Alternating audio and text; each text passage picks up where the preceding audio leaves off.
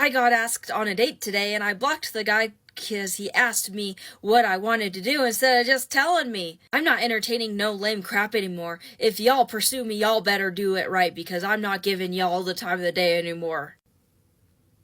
So if he doesn't guess completely right on what you want to do for the first date, he wants to take you out for coffee, maybe to chili, you're gonna block him anyways because he chose wrong. Because we all know there's like 6,000 variations of this list here. He can't ask you what you prefer because every woman is different. Some women are okay with some of these, some women aren't. Heck, I even see women on this app giving dating advice and they're always saying, oh, just ask her what she likes and where she wants to go. But I guess for some women that's not even foolproof because he has to just know. So which one is it, ladies? If you want a man to plan the date, you gotta let him plan the date. That means it may not always be your favoriteest thing in the whole wide world, especially if it's the first one. He doesn't know you yet. Is he supposed to just know?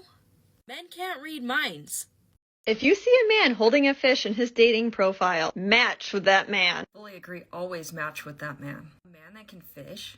That just shows that he's patient. Plus, it's a cool hobby. I mean, I always want to look at the fish. Maybe I'm biased because I love fish, but I feel like those men always have so much to offer, and they're so interesting and fun to be around.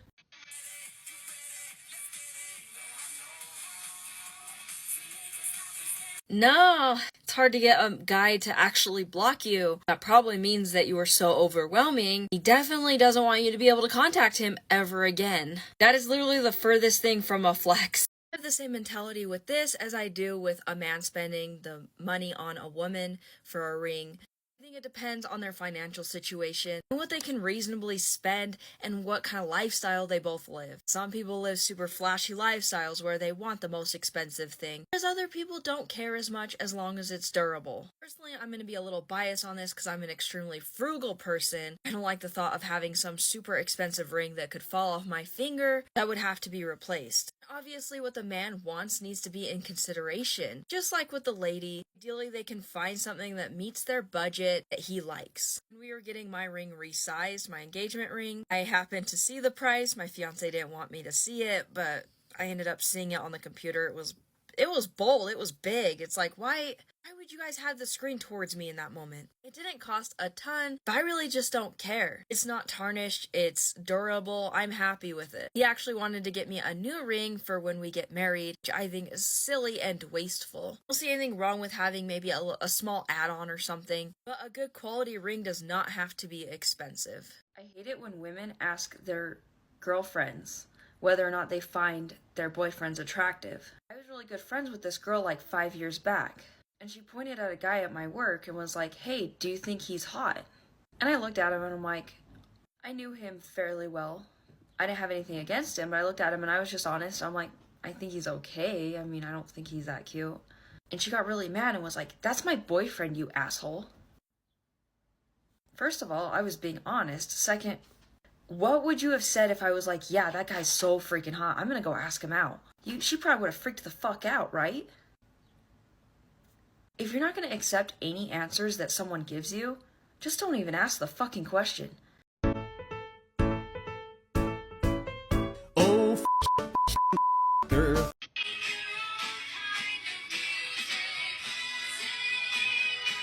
When a woman is cheated on, she often assumes it's based purely on her attractiveness. But a lot of men who do cheat for emotional validation. So as a woman, if you are cheated on, it might not have anything to do with what you look like. It's probably going to be a little more based on how you made him feel. And no, I'm not justifying his cheating in any way. Men aren't obsessed with women anymore, and it's weird. These men are more into themselves than they are women.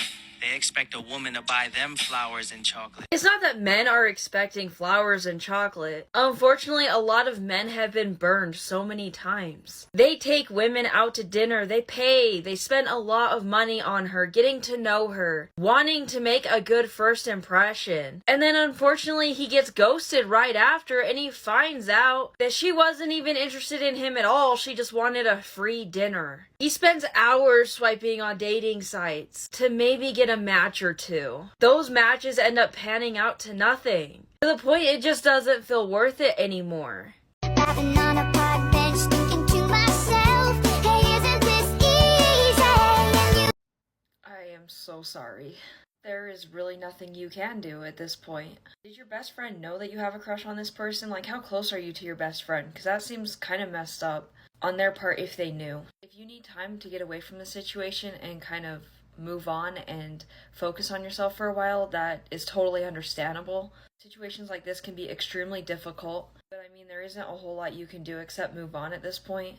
And hopefully you can still have a friendship and maybe, eventually go on double dates or hang around your crush and your best friend together if that's the case and they're hanging out a lot. I know how soul crushing this can be, and I'm sorry you have to go through this. Right?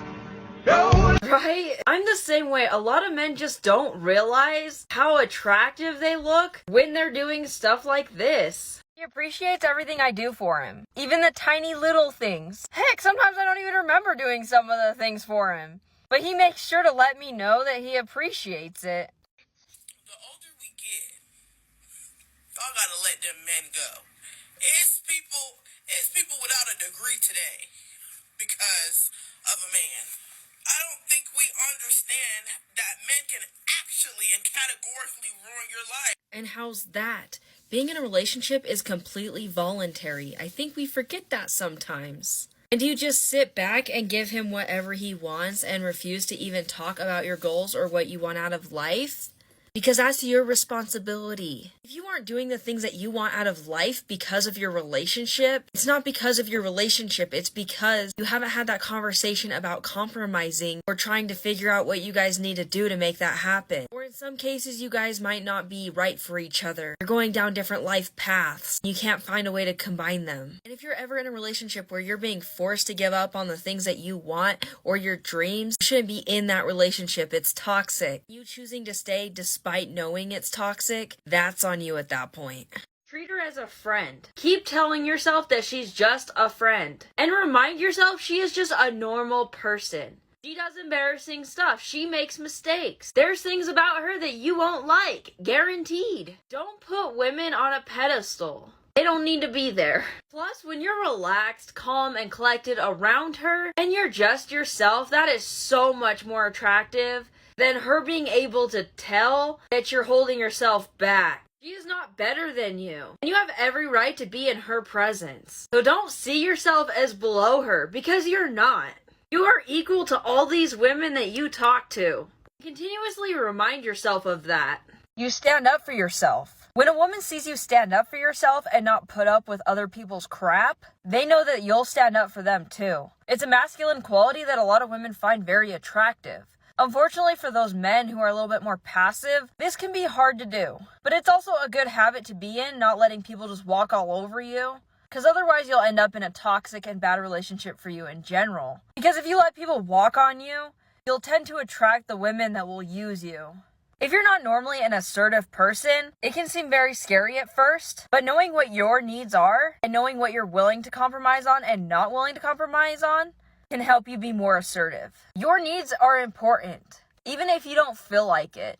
I know sometimes people who are more passive tend to have lower self-esteem. So if you have low self-esteem, that's also something you could work on. That way, when you get into a relationship, it's less likely to be toxic because you'll prioritize your own needs.